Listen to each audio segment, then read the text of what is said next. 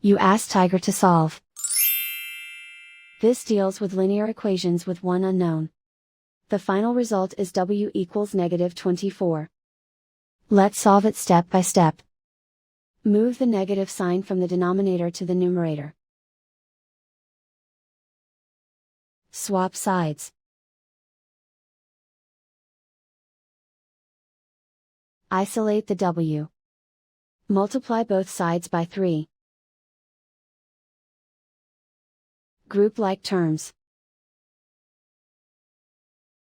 Multiply the coefficients. Simplify the arithmetic.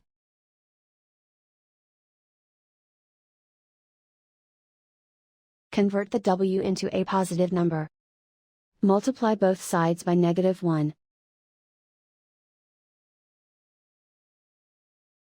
Remove the ones. Simplify the arithmetic. And so the final result is w equals -24.